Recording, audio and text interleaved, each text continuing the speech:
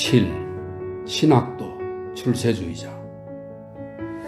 안료사는 장로를 침실까지 데려가서 침대에 앉혔다. 그곳은 극히 필요한 가구만을 갖춘 아주 작은 방이었다. 좁은 철제 침대가 있었고 그 위에는 이부자리 대신에 두꺼운 펠트 천만이 한 장 깔려 있었다. 구석의 성상 곁에는 독경대가 서 있었고 거기에는 십자가와 복음서가 놓여 있었다. 장로는 힘없이 침대에 쓰러졌다. 그의 눈은 빛났고 숨결은 거칠었다. 자리에 앉은 뒤 그는 꼭 무언가를 곰곰 생각하는 듯 안료사를 유심히 바라보았다. 이보거라 얘야, 어서. 나는 포르피림은 충분하다. 너는 서둘러 가보렴. 저곳에는 너가 필요하단다. 어서 수도 원장에게로 가봐라. 식사 시중도 들고. 제발 여기 있게 해주십시오. 간청하는 목소리로 안료사가 말했다. 너는 저곳에 더 필요하단다. 저기에는 평화가 없거든. 시중을 들다 보면 도움이 될 거야. 소란이 일어나거든 기도문을 읊조리렴. 그리고 아들아, 앞으로 너의 자리는 이곳이 아니란다. 이 점을 명심해야 한다.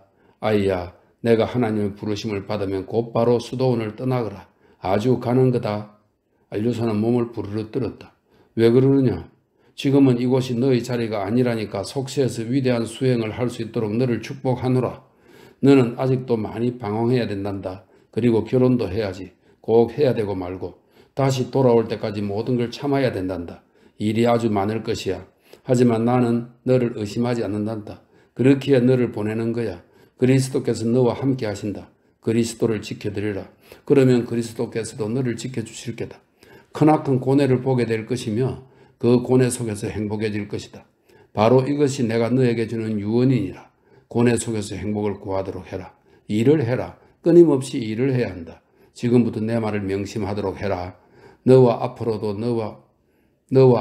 너와 얘기를 나눌 것이지만 내 수명은 며칠은커녕 몇 시간도 남지 않았으니. 안료사의 얼굴에서는 다시금 강한 동요가 일었다. 그의 입술 끝이 파르르 떨렸다. 아니 또 왜 그러느냐? 장로가 조용히 미소를 지었다. 속세 사람들이야 눈물을 흘리면서 자신의 고인들을 배웅한다고 해도 여기 우리는 떠나가는 신부를 기쁜 마음으로 보낸단다. 기뻐하면서 그를 위해 기도를 드리지. 이제 그만 가봐라. 나는 기도를 해야겠구나. 어서 가봐라. 서둘러서. 형님들 곁에 머물러라. 그것도 한 형님이 아니라 두 형님 모두의 곁에. 장로는 축복을 하기 위해서 한 손을 들어 올렸다. 안료사는 너무나 남아있고 싶었지만 거역할 수가 없었다. 묻고 싶은 것도 있었지만 심지어 이마가 땅에 닿도록 드미트리 형에게 절을 하신 것은 무슨 뜻에서였습니까?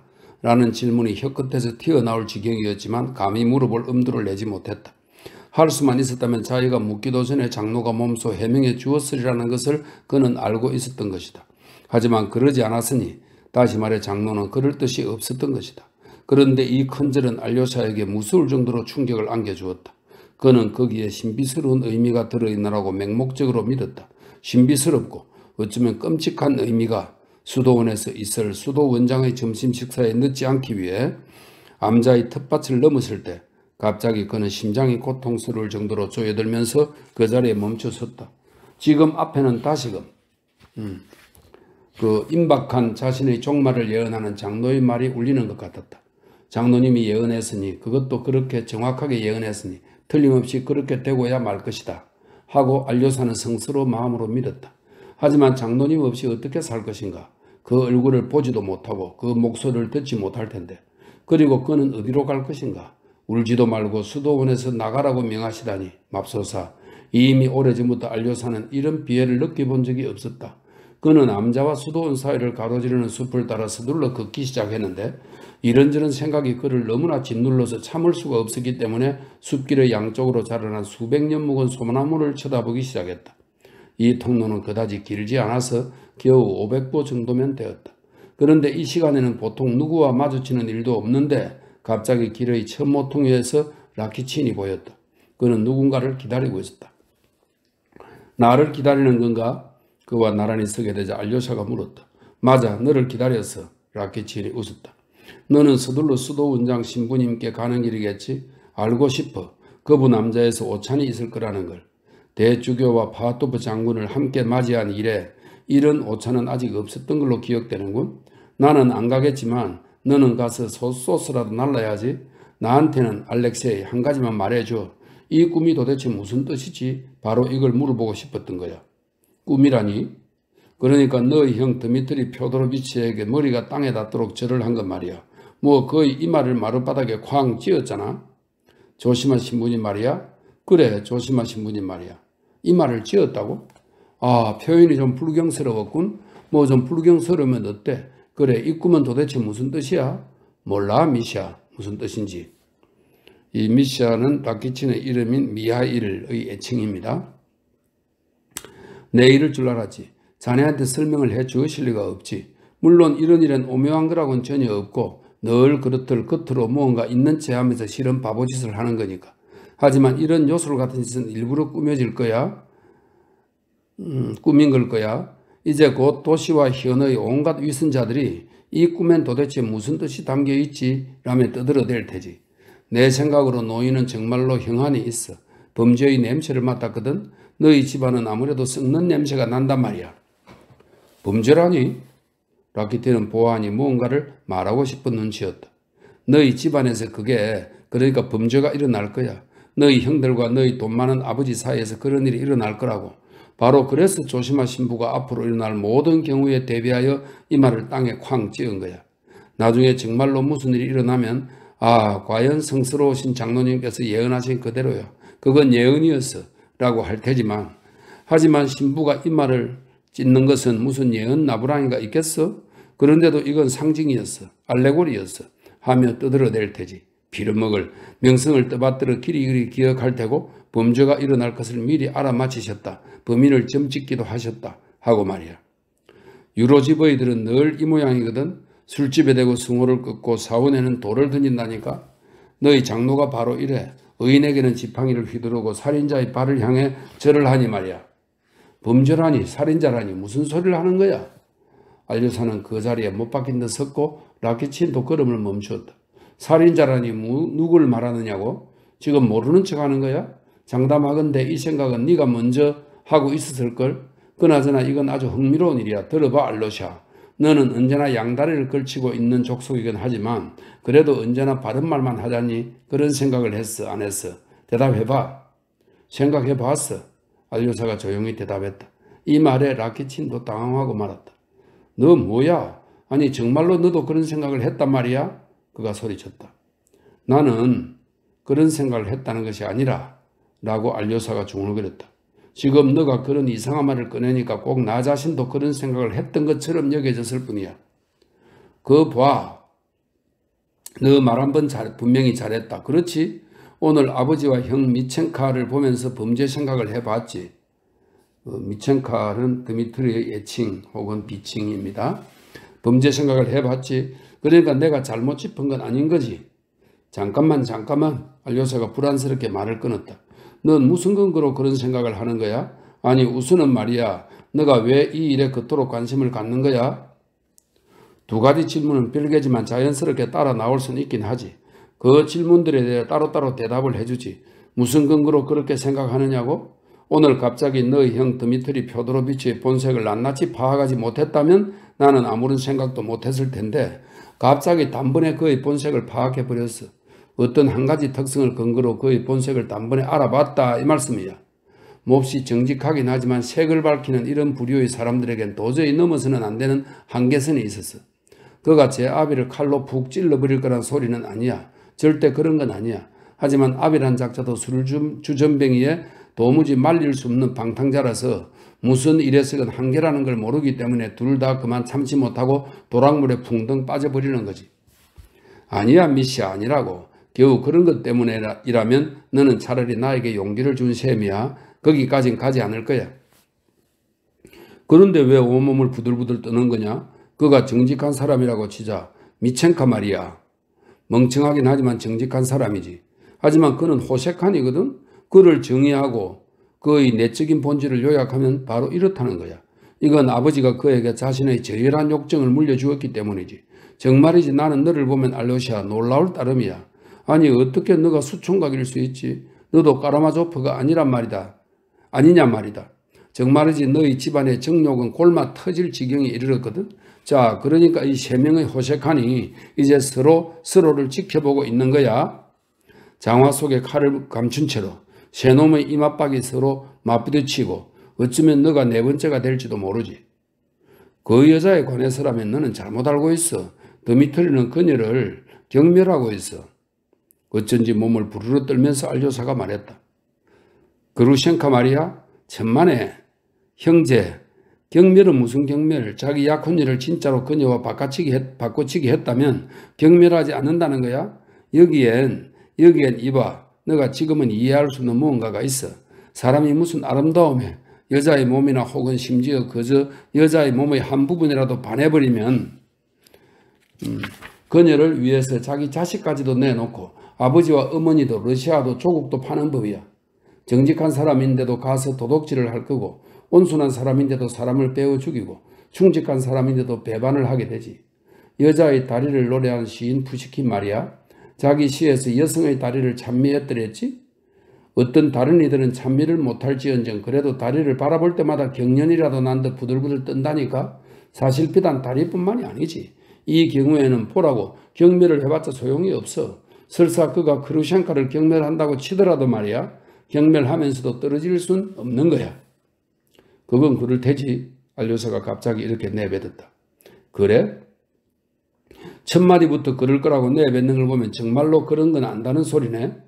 아기에 찬 기쁨을 내보이며 라키친이 말했다. 너는 무심코 그런 말을 내뱉은 거야. 어쩌다가 툭 튀어나온 소리지. 바로 그렇기 때문에 그 고백은 더 귀중한 거야. 즉 너한테 익숙한 주제라는 소리고 이것에 대해 성욕에 대해 이미 생각해 봤다는 소리지. 어라 이 수총각 녀석이 말이야. 알료시카 너가 얌전하고 거의 성인이나 다름없다는 건 나도 인정하지만 워낙 얌전한 놈이다 보니 빌어먹을 무슨 생각인들 안 해봤겠어? 빌어먹을 뭔들 모르겠냐고. 수총각 주제에 벌써 그런 깊은 데까지 들어갔군 그래. 나는 너를 오랫동안 관찰하고 있거든. 너도 까라마조프야. 그것도 완전히 까라마조프지. 고로 어떻든 간에 피는 못 속인다는 거야. 아버지를 닮아 호세칸이고 어머니를 닮아 유로지브이지. 왜 부들부들 뜨는 거야? 내가 너무 전곡을 찔려버렸나?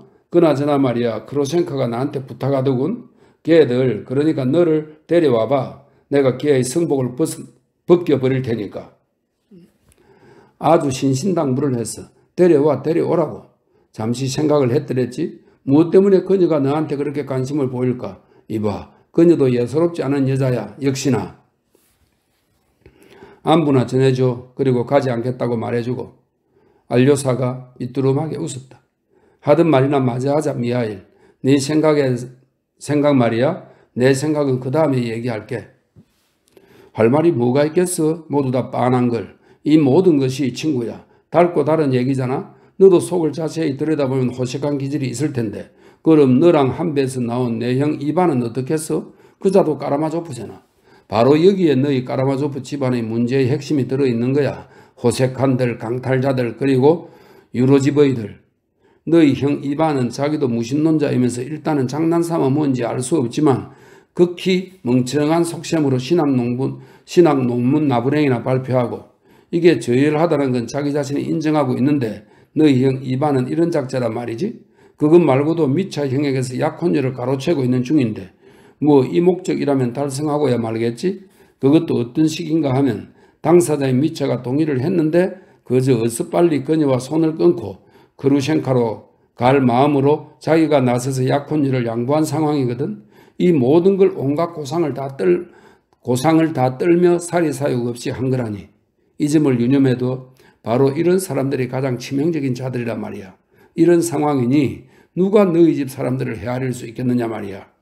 자신이 저열하다는 걸 인정하면서도 제가 나서서 저열한 짓거리를 한다니까. 더 들어봐. 지금 미첸카의 길을 가로막는 건 영감탱이 아버지야. 이 양반은 크루셴카 때문에 갑자기 정신이 나가서는 그 여자를 바라보기만 해도 침을 질질 흘릴 정도야.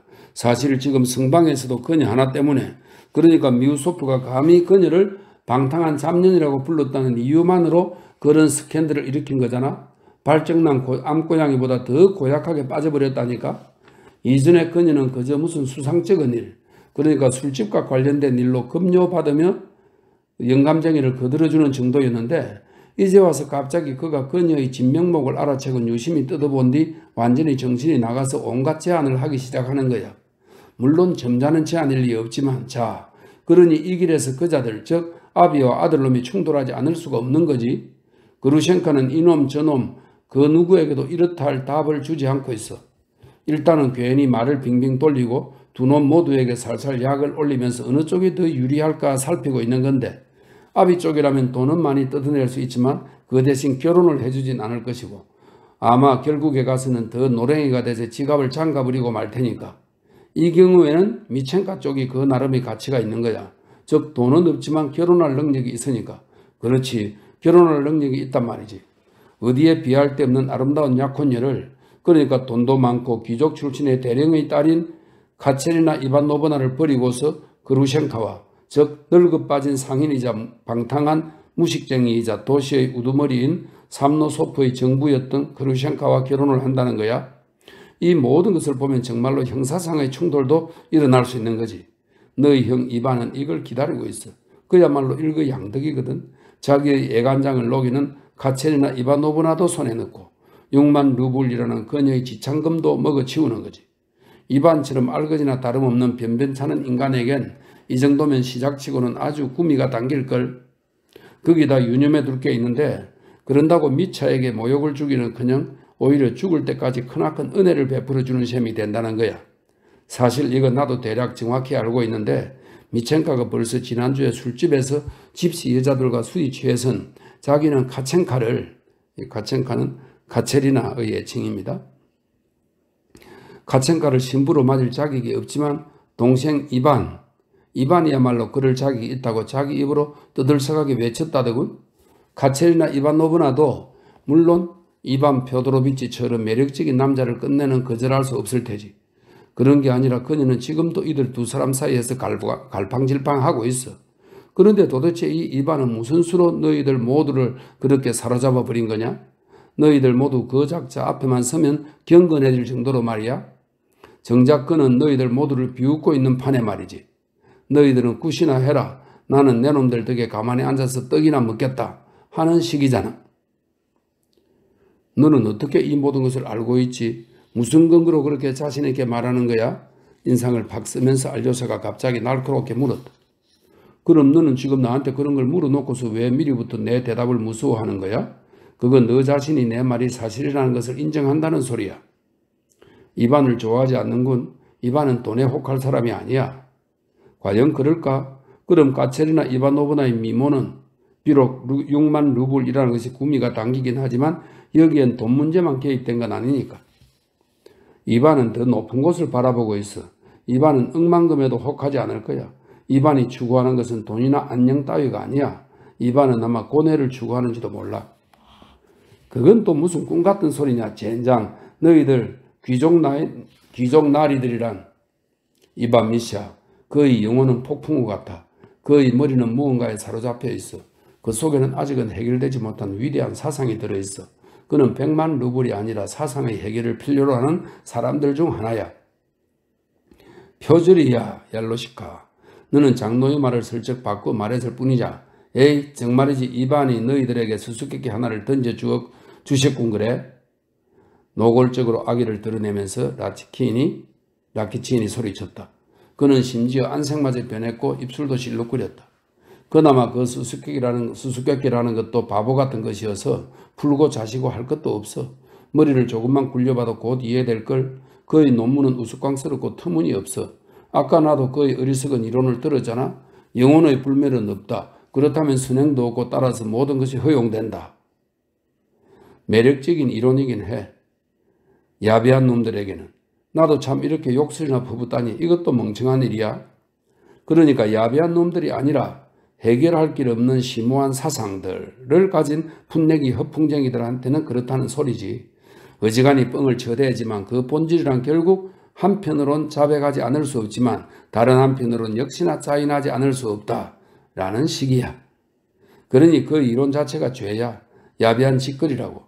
인류는 영혼의 불멸을 믿지 않더라도 선행을 위해 살 수 있는 힘을 스스로 내부에서 찾아낼 거야. 자유, 평등, 박애를 향한 사랑 속에서 찾아낼 거라고. 라케치는 너무 열을 올렸기 때문에 거의 스스로를 억제할 수 없을 지경이었다. 하지만 갑자기 무언가를 기억해낸 듯 여기서 멈추었다. 뭐 그 정도로 해두자. 그는 아까보다 더 삐뚤음하게 웃었다. 아니 왜 웃는 거지? 내가 속물이라고 생각하는 거야? 아니 너가 속물이라니. 그런 건 아예 생각도 하지 못했어. 너는 똑똑해. 하지만 그만두자. 난 그냥 무심코 웃었을 뿐이야. 너가 열을 올릴 수 있는 상황이란 건 나도 알겠어. 미시야, 너가 이렇게 열광하는 걸 보니 내 짐작이 맞는 것 같은데 너 자신이 까체리나 이바노브나에게 마음이 있는 거야. 이봐, 나는 오랜 전부터 이런 생각을 해왔어. 너가 이반 형을 좋아하지 않는 것도 바로 이 때문이라고. 우리 형을 질투하고 있지? 그리고 그녀의 돈도 질투한다? 이렇게 한번 덧붙여보지 그래? 아니 돈에 대해서라면 나는 덧붙일 것이 전혀 없어. 너를 모욕하지는 않겠어. 너가 그렇게 말하니까 그런 줄 알겠지만 어쨌든 너도 너희 형 이반도 재수없어. 너희들 중 누구도 이해하지 못할걸. 비단 카체리나 이바노브나가 아니더라도 그는 미움을 받기에 꼭 알맞다는 걸. 또 내가 왜 그를 좋아하게 되지? 빌어먹을 정말이지. 그가 먼저 나를 욕하고 있어. 그런데 왜 나라고 그를 욕할 권리가 없다는 거야? 나는 형이 너에 대해 좋은 소리든 나쁜 소리든 무슨 말을 하는 걸 들은 적이 전혀 없어. 형은 너에 대해서는 아예 말을 하지 않아. 하지만 내가 들은 바로는 그가 그저께 까체리나 이바노브나 집에서 나에 대해 있는 욕 없는 욕을 마구잡이로 퍼부었다던데. 바로 이 정도로까지 너희들이 이 고분고분한 하인에게 관심을 보였다는 말씀이지. 자, 이 정도면 친구, 누가 누구를 질투하고 있는지 나도 모르겠군. 너희 형이 피력한 생각에 따르면 극히 가까운 장래에 대수도 원장이 되리는 출세의 꿈을 접고 수도사의 길을 버린다면 나는 반드시 베테르부르크로 가서 두툼한 잡지 발행에 합류할 텐데 그것도 반드시 비평분과로 들어가 한 10년간 기사를 쓴 다음 결국에 가서는 그 잡지를 내 것으로 만들 거라는군.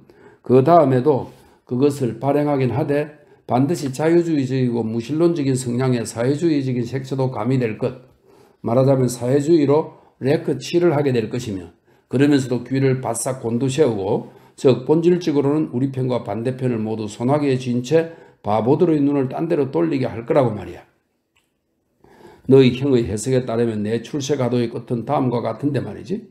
사회주의의 색채를 가미했다고 해도 나는 잡지의 예약금을 주저없이 현금 계좌에 입금할 뿐만 아니라 경우에 따라서는 유대인 따위에게 자문까지 구해가면서 그것을 마음대로 사용할 것이며 결국엔 베테르부르크에 거대한 건물을 세워서 편집국도 거기로 옮기고 나머지 청들은 거주자들에게 세를 놓을 거라는 것. 심지어 건물의 위치까지도 정해주었다지.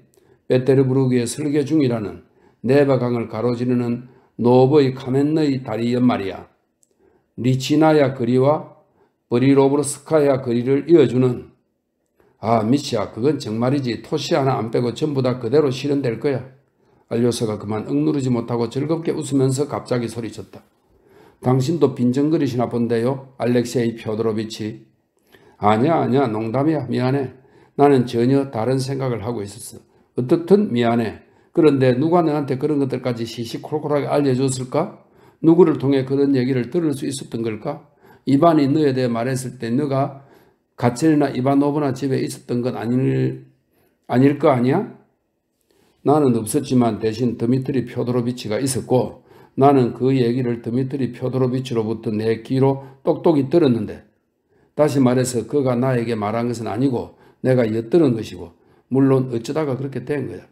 그루셴카의 침실에 앉아 있었는데 드미트리 펴도로비치가 바로 옆방에 죽치고 있는 동안에 밖으로 나갈 수가 없었거든. 그래 깜빡했군. 그루셴카가 너희 친척이지. 친척이라고? 그루셴카가 내 친척이라고? 라케친이 얼굴을 온통 붉히면서 갑자기 소리쳤다. 아니 너 미친 거 아니야? 머리가 제대로 안 굴러가나 본데? 그럼 아니야. 친척이 아니란 말이지. 나는 그렇게 들었는데. 어디서 그따위 소리를 들은 거야? 절대 아니야. 너희 까라마조프 집안 양반들은 무슨 위대하고 유수 깊은 귀족인 양 폼을 잡아 대지만 사실 너의 아버지는 어리광대 짓을 일삼으며 남의 밥상을 전전하고 그것도 모자라 남한테 살살 빌어서 부엌 신세를 지고 냈지. 나는 고작해야 평신부의 아들이라서 당신들 같은 귀족들 눈엔 버러지점으로 보이겠지만 그렇다 쳐도 그렇게 아무 생각 없이 즐겁게 나를 모욕하지 말아주세요. 나에게도 명예란 것이 있다 이 말씀이요. 알렉세이 펴도로비치, 내가 그 장녀 그루셴카의 친척이 될 수는 없는 노릇이지 제발 좀 정신 차리셔. 라키치는 단단히 골이 났다. 정말 미안해. 이럴 줄은 정말 몰랐어. 게다가 장녀라니? 정말로 그런 여자인 거야? 알료샤는 갑자기 얼굴을 붉혔다. 한 번 더 말하지만 나는 그냥 친척이라는 얘기를 들었을 뿐이야. 너도 그녀 집에 자주 가고 너의 입으로 나한테 연애관계는 아니라고 말했잖아? 그래서 나는 너가 그 여자를 그토록 경멸한다는 생각은 아예 하지도 못했어. 아니 정말로 그런 여자야? 내가 그녀의 집을 방문한다면 그건 나름대로 이유가 있어서이긴 하지만 이 얘기는 이 정도로 해두지. 친척관계로 치자면 너의 형이나 심지어 너의 아버지가 나서서 내가 아닌 너를 그녀와 친척으로 엮어줄 걸. 자, 드디어 다 왔군. 너는 차라리 부엌에나 가보는 게 낫겠다. 아니 저건 또 뭐지? 우리가 늦은 건가? 아니 저렇게 빨리 식사를 끝마쳤을 리는 없는데? 아니면 저기서도 까라마조프 놈들이 무슨 난리를 다시 부린 건가? 그런 게 분명해. 저게 네 아버지인데 이반 펴도로비치도 그 뒤를 따라 나오는 걸. 저들은 수도 원장한테서 빠져나온 거야. 저기 이시도로 신부가 현관 청계참에서 저들 등 뒤에 대고 뭐라고 소리치는군. 우와, 저기 미우소프도 마차를 타고 떠났어. 가고 있는 거 보이잖아? 어라, 지주 막시모프도 뛰고 있네. 그래, 저기서 스캔들이 일어난 거야. 다시 말해 식사는 아예 하지도 않은 거야. 저들이 수도 원장을 지급한 건 아닐까? 아니면 어쩌면 저들이 얻어맞은 걸까? 그래도 싸다니까. 라키친이 연신 소리를 친 것도 무리가 아니었다. 정말로 스캔들이 여태껏 들이보지도 못한 뜻밖의 스캔들이 일어났던 것이다. 그것도 모든 것이 영감에 사로잡힌 나머지 일어난 것이었다. 8. 스캔들. 미우소프와 이반 펴도로비치가 이미 수도 원장의 암자로 들어가고 있을 때 진정으로 점잖고 예민한 사람인 표트로 알렉산드로비치는 나름대로 미묘한 어떤 내적 변화를 급속히 겪었으니 화를 낸 것이 부끄러워졌던 것이다. 근래나 다름없는 표도르 파블로비치 따위는 애당초 깡그리 무시해버렸어야지. 장로의 암자에서 그랬던 것처럼 자기 스스로도 냉정을 잃고 정신없이 굴지는 말았어야 했다는 느낌이 들었던 것이다. 적어도 수도사들은 이 일에 아무 잘못도 없어. 그는 수도 원장의 현관에서 갑자기 이런 결론을 내렸다. 만약 여기 사람들도 점잖다면 구태여 그들을 정겹고 친절하고 정중하게 대하지 않을 이유가 없지 않은가? 논쟁 따위는 하지 않고 그저 맞장구나 쳐주면서 친절하게 그로 호감을 사도록 하고, 그리고 끝으로 내가 이 이솝, 이 광대, 이 피에로와 한통속이 아니라 어쩌다가 다른 모든 사람들처럼 어처구니 없이 공경에 처한 것뿐이었음을 증명해 보일 테다. 논쟁거린 불목권과 의로권이라면 이 모든 것이 가뜩이나 별로 값이 나가지 않는 것이지만큼 오늘 당장 완전히, 그것도 단번에 영원히 그들에게 양보하고 수도원을 상대로 한 모든 소송도 그만두기로 결심했다. 이 모든 훌륭한 의도가 그들이 수도원장 신부의 식당으로 들어섰을 때는 더욱더 확고해졌다. 그런데 수도원장의 암자는 장로의 암자보다 훨씬 더 넓고 편리하긴 했지만 실제로 거처를 통틀어 방이 2개밖에 없었기 때문에 식당이 따로 없는 셈이었다. 방의 가재도구도 그다지 안락해 보이지는 않았다. 가구는 마호가니에 가죽을 씌운 20년대 풍의 구식이었고 마룻바닥에는 칠도 되어 있지 않았다. 그 대신 모든 것이 윤이 날 정도로 깨끗했고 창턱에는 귀한 꽃들도 많이 있었다. 하지만 이 순간 무엇보다 화려했던 것은 당연히, 비록 이것도 상대적으로 그렇다는 것이지만 화려하게 차려진 식탁이었다. 식탁보는 깨끗했으며 식기에서는 윤이 났다. 훌륭하게 구워낸 빵 3종류, 포도주 2병, 수도원에서 직접 만든 멋진 꿀 2병과 이 근방에서 명성이 자자한 수도원의 크바스는 보리나 호밀로 만든 음료의 일종입니다. 크바스가 담긴 커다란 유리 주전자 등. 하지만 보드카는 전혀 없었다. 라키친이 나중에 이야기한 바에 따르면 이번 오찬을 위해 요리를 5종류 준비했다고 한다. 우선 철갑상어 스프와 생선만두 튀김이 있었다. 그 다음에는 어떤 특별한 조리법으로 뛰어나게 만든 생선찜, 그 다음에는 붉은 생선 커틀릿, 아이스크림과 과일 설탕 절임, 끝으로 블랑망제와 비슷한 젤리였다. 라키치는 조바심을 내다가 결국 이전부터 연줄이 있었던 수도 원장의 부엌을 일부러 엿본 뒤 이 모든 것을 알아낸 것이었다.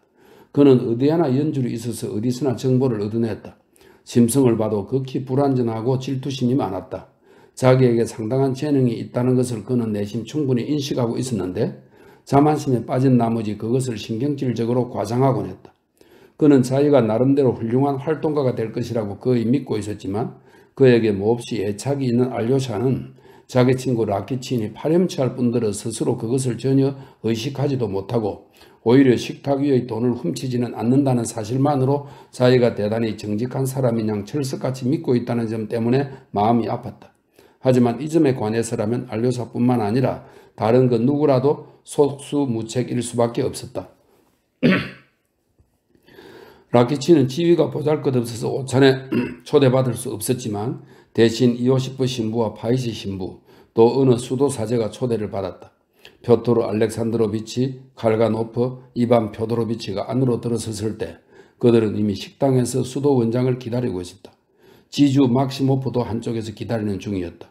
수도 원장 신부는 손님들을 맞이하기 위해 방 한가운데로 앞으로 나왔다.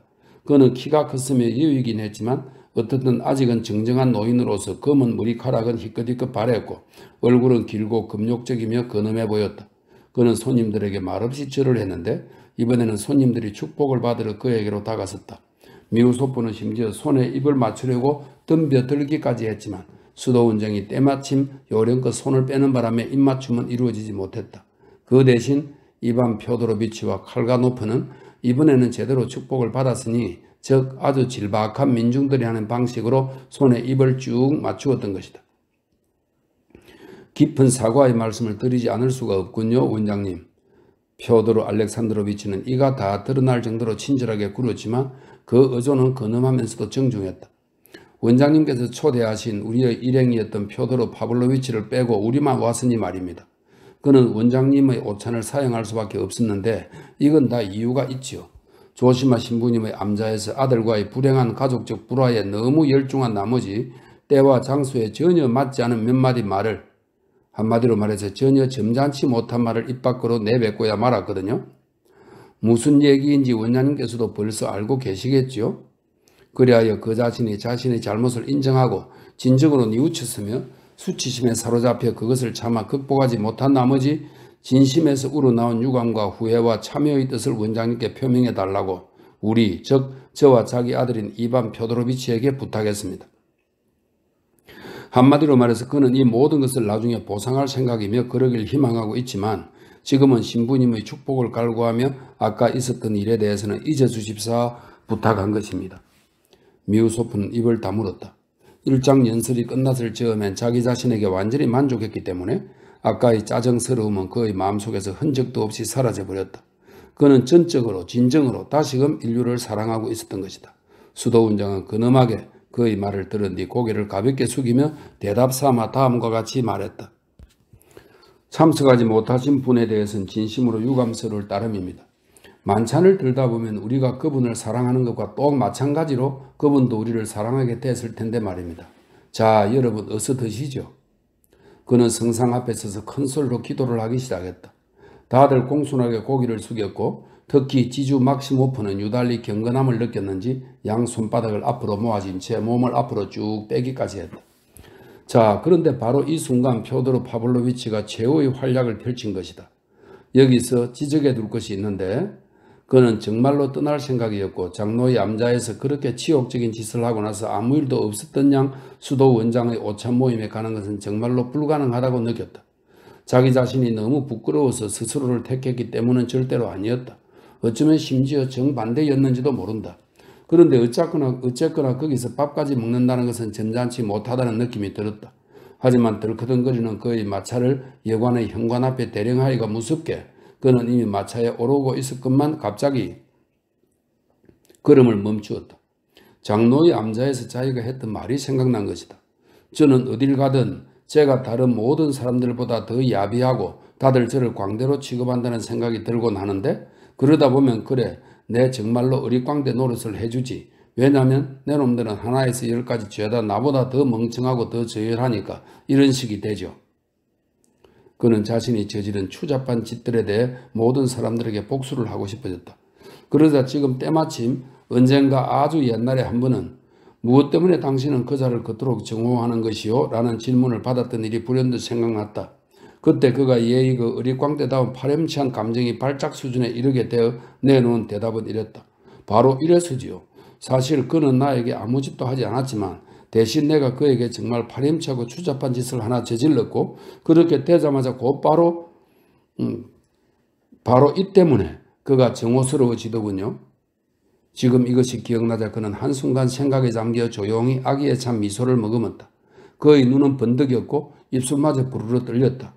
그래, 시작을 했으면 끝장을 봐야지 라고 그는 갑자기 결심했다. 이 순간 그가 겪은 아주 은밀한 느낌은 다음과 같은 말로 표현할 수 있으리라. 이제 와서 명예를 회복하기 걸렀으니 그래, 저놈들에게 파렴치할 정도로 침이나 뱉어주자.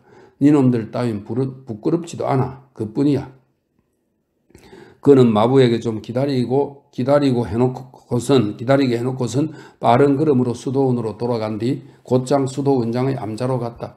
아직도 자기 자신이 무슨 짓을 할지는 잘 몰랐지만 더 이상 스스로를 제어하지 못할 것이며 이제 누가 한번 툭 치기만 해도 대번에 어떤 추잡한 짓이든 간에 그 극단까지 가고야 말 거라는 점은 알고 있었는데 그럼에도 그저 추잡한 짓일 뿐 법적으로 처벌받을 만한 무슨 범죄라든가 그런 사고 일리는 절대 없었다. 최악의 경우가 되면 그는 언제나 자제력을 발휘할 줄 알았으며 어떤 경우에는 그 스스로도 이런 자신이 놀라웠다. 그가 수도원장의 식당의 모습을 드러낸 것은 정확히 기도가 끝나고 다들 식탁 쪽으로 향하던 순간이었다. 문지방에 멈추어 서서 일동을 둘러본 뒤 그는 모든 이들의 눈을 용감무상하게 쳐다보면서 오랫동안 뻔뻔스럽고 심술궂게 웃기 시작했다. 저들은 내가 떠난 줄 알았겠지만 자, 바로 내가 문제의 그놈이 올시다. 그는 온 방안이 떠나갈세라 외쳤다. 한동안 다들 그를 뚫어지게 바라보느라 말을 잃었지만 다들 이제 무엇든 혐오스럽고 터무니없는 일이 틀림없이 스캔들이 일어나리라고 갑자기 직감했다. 표트르 알렉산드로비치는 아주 훌륭한 기분 상태에서 즉각 가장 흉포한 기분 상태로 옮겨갔다. 그의 마음속에서 꺼져버린 것이나 다름없이 잠잠해졌던 모든 것이 일순간에 부활하여 고개를 쳐들었다. 아니, 이건 정말 참을 수 없군요. 그가 소리쳤다. 도무지 참을 수가 없어, 절대로. 그의 머리로 피가 솟구쳤다. 그는 말을 더듬기까지 했지만 이미 말에 신경 쓸 겨를도 없이 자신의 모자를 거머쥐었다. 아니, 저 사람은 뭘 그리 참을 수 없다는 거죠? 표도르 파블로비치가 소리쳤다. 절대로 어떤 일이 있어도 참을 수 없다라니요? 원장님, 제가 들어가도 될까요? 아니면 말까요? 오찬에 초대받은 이 몸을 받아들이시겠습니까? 진심으로 환영하는 바입니다. 수도원장이 대답했다. 여러분, 송구스럽지만 이라며 그가 갑자기 덧붙였다. 우리의 이 소박한 만찬을 드시는 동안엔 여러분 일시적인 불화를 제쳐두시고 주님께 기도드리며 사랑과 가족적인 화합 속에서 하나가 되어 주십사 진심으로 부탁드립니다. 아니, 안됩니다. 절대 안됩니다. 표트르 알렉산드로비치가 마치 제정신이 아닌 양 소리쳤다. 표트르 알렉산드로비치께서 안된다면 저도 안됩니다. 저도 남아있지 않겠습니다. 제가 온 건 이 때문이니까요. 저는 지금 어딜 가든 표트르 알렉산드로비치와 함께 하겠습니다. 당신이 떠난다면 표트르 알렉산드로비치 나도 갈 테요. 당신이 남는다면 나도 남겠소. 가족적인 화합이라는 말씀을 하시다니 수도원장 신부님, 이 사람의 아픈 곳을 아주 콕 찌르셨습니다. 이 사람은 자기를 제 친척으로 인정하지 않거든요. 안 그런가 폰존? 바로 여기 폰존도 서있군. 안녕하신가 폰존? 저기 저한테 하시는 말씀입니까? 깜짝 놀란 지주 막시모프가 웅얼거렸다. 물론 자네한테 하는 말이지. 표토르 파블로비치가 소리쳤다. 안 그러면 또 누가 있나? 수도원장 신부님이 폰존 일리는 없지 않은가? 아니, 저도 폰존은 아닙니다. 저는 막시모프예요. 아니야, 자네는 폰존이야. 원장님, 폰존이 뭐하는 사람인지 알고 계십니까? 그런 형사소송이 있었답니다. 타락의 소굴에서. 신부님들 사이에서는 그런 것들을 이렇게 부르는 모양이더군요. 그 타락의 소굴에서 그가 살해됐는데 살해된 뒤 금품도 뺏겼는데 나이가 지긋이 들었음에도 상자 속에 집어넣어져 밀봉된 뒤 번호표가 붙여진 채로 페테르부르크에서 모스크바까지 가는 화물차로 운송됐다죠. 그런데 상자를 뜯고 못을 박을 때 방탕한 무녀들이 노래를 부르고 구슬리를 연주, 그러니까 줄을 튕겼답니다. 현악기 일종입니다. 구슬리가. 줄을 튕겼답니다. 그러니까 여기 이 사람이 바로 그 폰존이 올시다. 죽은 자들 사이에서 부활한 거죠. 안 그런가 폰존? 도대체 이게 무슨 소리입니까? 어떻게 그럴 수가? 수도 사제들 사이에서 이런 목소리들이 들려왔다. 갑시다. 벼토르 알렉산드로비치가 칼과 노프를 향해 소리쳤다. 안 됩니다. 잠깐만요. 펴도르 파블로비치가 찢어지는 듯한 목소리로 상대방의 말을 가로채곤 방 안으로 큰 걸음을 성큼 내디뎠다. 마저 끝내게 해주십시오. 저기 암자에서 제 처신이 점잖지 못했다고 고약한 소문을 퍼뜨렸지만 그건 바로 제가 꼬치고기에 대해 외쳤기 때문입니다. 저희 친척인 표토르 알렉산드로비치 미우소프는 자기 말이 진실하기보다는 고상하길 원하지만 저는 반대로 제 말이 고상하기보다는 진실하긴 원하는데 고상함 따위엔 침이나 뱉으라. 안 그런가 폰존? 죄송합니다만 수도원장 신부님, 저는 어릿광대고 어릿광대인 양 굴고 있지만 그래도 명예를 소중히 여기는 기사로서 한마디 하고 싶습니다. 바로 그렇습니다. 저는 명예를 소중히 여기는 기사이지만 표토르 알렉산드로비치의 내부엔 상처 입은 자존심만 있을 뿐 더 이상 아무것도 없습니다. 제가 여기 온 것도 어쩌면 한번 살펴보고 한마디 하기 위해서인지도 모릅니다. 제 아들 알렉세이가 이곳에서 구도 생활을 하고 있거든요. 아비로서 저는 아들의 운명이 걱정되기도 하고 아니 응당 걱정이 되지 않겠습니까? 모든 것을 들었고 더욱이 이 광대 노름을 해 보이면서도 몰래 조용히 살펴보았는데 이제는 신부님께 공연의 마지막 막을 선사하고 싶군요. 도대체 지금 우리네 세상이 어떻습니까? 우리네 세상에서는 쓰러지기 시작한 것은 그렇게 드러눕게 마련입니다. 우리네 세상에서는 일단 쓰러졌다 하면 영원토록 그렇게 드러누워 버리라 하는 식이죠. 달리 수가 있겠습니까요? 저는 일어나고 싶습니다. 성스러우신 신부님들, 저는 여러분으로 인해 혼란스러워졌습니다. 고백이라는 위대하고도 비밀스러운 의식으로서 저는 경건함을 느끼고 그 앞에 엎드릴 각오도 되어 있지만 저기 암자에서는 다들 갑자기 무릎을 꿇은 채로 큰 소리로 고해성사를 하더군요. 아니, 고해성사를 큰 소리로 하는 것이 허용되는 일입니까? 고해성사는 귓속말로 하라고 성스러운 신부님들이 정해놓았으며 오직 그래야만 여러분의 고해성사는 성스러운 의식이 될 것이고 또 태고적부터 그랬던 게 아닙니까? 그런데 어떻게 모든 사람들이 다 있는 데서 나는 예컨대 이렇고 저런 짓을 했으니 어쩌니 뭐 그러니까 아시겠지만 이런 걸 털어놓을 수 있겠습니까? 이따금씩은 입에 담기도 무엇한 말도 있지 않습니까? 이건 정말이지 스캔들입니다. 천만에요. 신부님들과 여기 함께 있다 보면 편신교도는 17세기에 발생한 러시아 기독교의 한 종파인데 정교의 의식을 거부하고 자기 몸을 채찍질함으로써 부정한 힘으로부터 인간의 육체를 정화하고자 한 그런 종교랍니다. 편신교도가 될 거라니까요. 저는 기회가 되는 대로 곧 종문에 서신을 띄우고 제 아들 알렉세이는 집으로 데려가겠습니다. 여기서 지적해 둘 것이 있다. 펴도르 파블로비치는 교회 종이 울리는 곳엔 귀를 열어놓고 있었다. 언젠가 악성 유언비어가 퍼져서 대주교의 귀에까지 흘러들어갔는데 비단 우리 수도원뿐만 아니라 장로제가 확립됐던 다른 수도원에서도 장로가 너무 지나친 존경을 받는 나머지 수도원장의 위상마저 해칠 정도이고 겸사겸사 장로들이 고해성사의 성실함을 악용하는 듯하고 등등 말이다.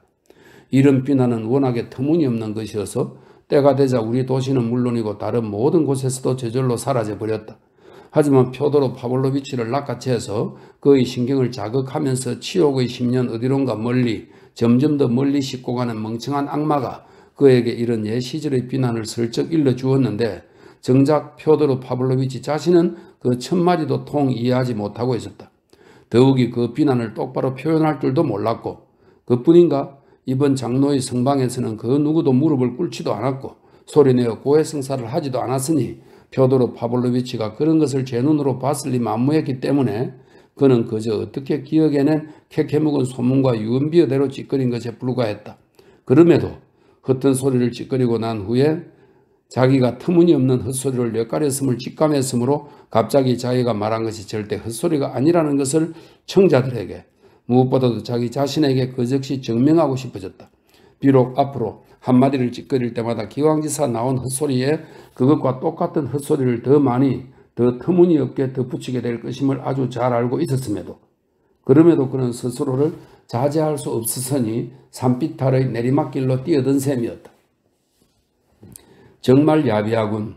펴토르 알렉산드로비치가 소리쳤다. 죄송합니다만 하고 수도원장이 갑자기 말했다. 태고적 말씀에 사람이 나에게 온갖 말을 다 하고 나중에는 더러운 악담까지 늘어놓도다. 나는 그 말을 전부 듣나니 이는 곧 예수님의 채찍으로 나의 허영심 많은 영혼을 고치기 위해 보내주신 것이기 때문이로다 라고 했습니다. 그렇기 때문에 저희들은 당신께 정중한 감사의 뜻을 표하는 바입니다. 고귀한 손님이여.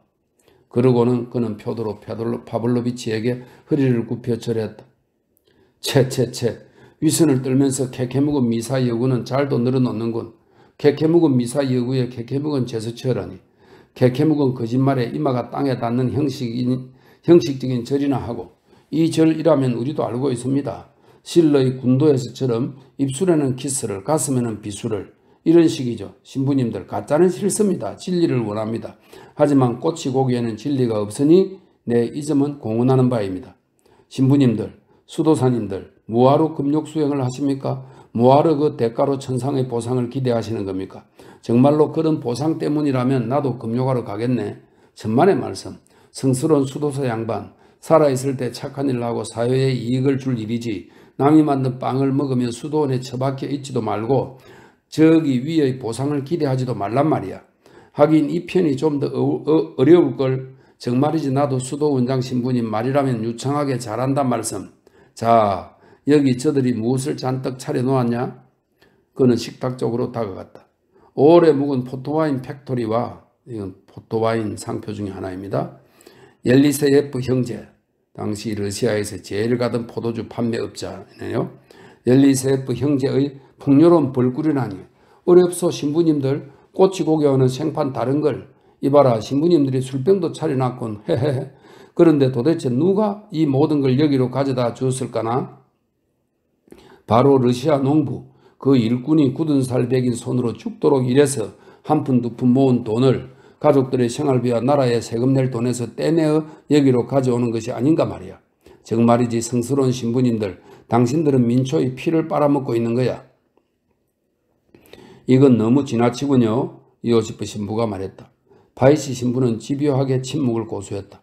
미우소프는 방을 뛰쳐나갔고 칼가노프도 그의 뒤를 따랐다. 뭐 신부님들, 나도 표토르 알렉산드로비치의 뒤를 따르겠어. 더 이상은 신부님들을 찾지 않겠어.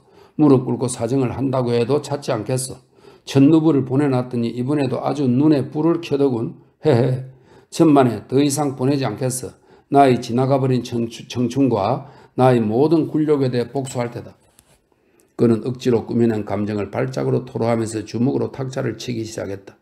이 수도원 나부랭이는 내 인생에서 아주 많은 의미를 지녔지. 이놈 때문에 쓰라린 눈물을 얼마나 흘렸던가. 나의 마누라 저 클리쿠사가 나한테 반항한 것도 당신들 때문이야. 7개의 성당에서 나를 제주했고 이 근방에 소문을 쫙 퍼뜨렸지. 됐네요 신부님들. 지금은 자유주의의 시대, 정기성과 철로의 시대 올시다. 나한테선 천루불 아니 100루불은 그냥 100코페이카도 못 받을 줄 아시오. 다시금 지적해 둘 것이 있다. 우리의 수도원은 그의 인생에서 어떤 특별한 의미도 지니지 않았으며 그로 인해 어떤 쓰라린 눈물을 흘린 적도 없었다. 하지만 그는 억지로 꾸며낸 자신의 눈물에 너무 열광한 나머지 한순간에 그 자신도 자기 말을 믿어버릴 지경이 되었다. 심지어 너무 감동한 나머지 울음까지 터질 뻔했다. 하지만 바로 그 순간 바퀴를 되돌려 놓을 때가 왔음을 직감했다. 수도원장은 그의 악의적인 거짓에 고개를 숙였고 다시금 엄중한 훈계조의 말을 내뱉었다. 또한 이런 말씀도 있습니다. 너에게 가해지는 모욕을 기쁜 마음으로 참아내고 너희를 모욕하는 자를 정오하지 말며 분노에 사로잡히지 말지어다. 바로 그렇게 우리는 행동하겠습니다. 그놈의 생각들하곤 기타 등등 헛된 소리들 생각들 실컷 하시오. 신부님들 나는 갑니다요. 내 아들 알렉세이는 아버지의 권한으로 지금 영원히 내가 데려갑니다. 이반 표도로비치 존경에 맞지 않는 내 아들아 자네에게도 나를 따르라고 명령하는 바 올시다. 폰존 자네라고 여기 남을 이유가 어디 있나. 지금 당장 시내의 내 집으로 와. 내 집은 즐겁거든. 겨우 몇 베르스트만 가면 금욕 수행용 버트 대신에 카시아를 곁들인 카시아는 곡물을 넣어 끓인 죽 같은 음식입니다. 카시아를 곁들인 새끼 돼지고기를 내놓을 테니 식사나 하자고. 꼬냑도 나오고 그 다음에 리큐어도 나오고 딸기 술도 있다네. 에이 폰존 행운을 놓치지 말라고. 그는 소리를 지르고 온갖 제스처를 연출하며 나갔다.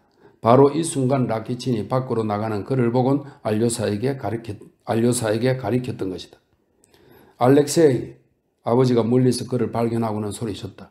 오늘 당장 이 아베의 집으로 아주 옮겨와라.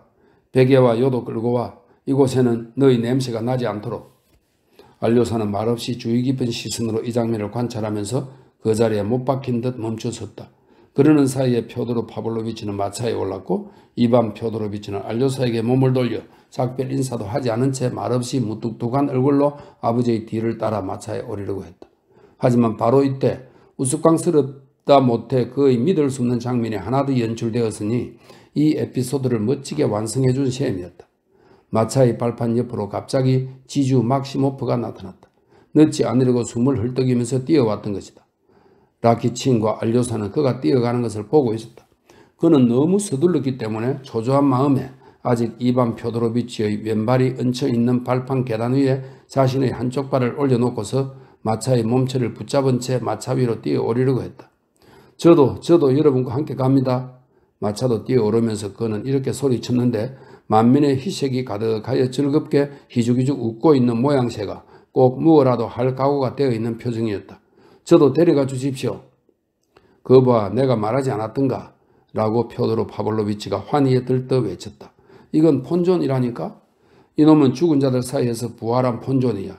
아니, 자네는 어떻게 이리로 빠져나온 건가? 거기서 폰존다운 짓을 얼마나 했으면 어떻게 자네마저도 식사를 내팽개치고 도망칠 수 있었던 거냐고?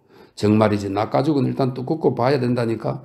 내 낙가죽도 한 두꺼움 하시지만 형제, 자네가 그저 놀라울 따름일세. 뛰어올라, 어서 뛰어오르라고. 바냐. 바냐는 이반의 예칭입니다.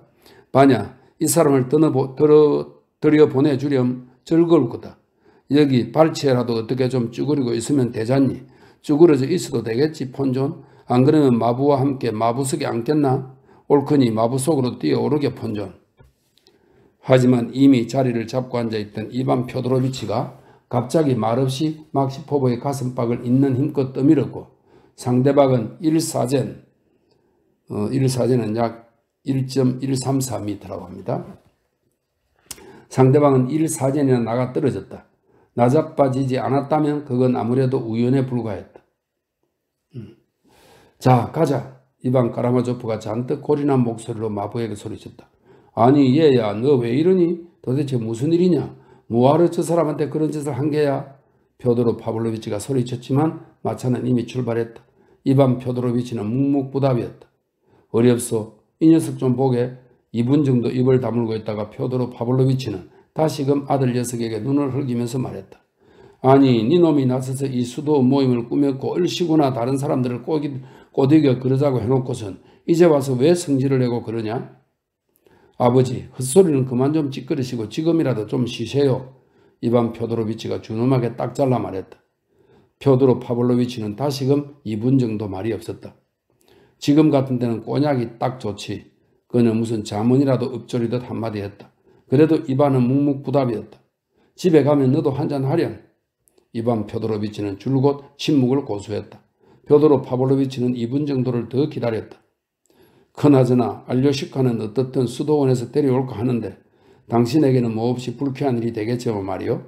존경에 맞지 않는 카를 폴모어. 이반 펴도로비치는 경멸스럽다는 듯 어깨를 으쓱 축 끼올렸다가 몸을 돌려서 길을 바라보기 시작했다.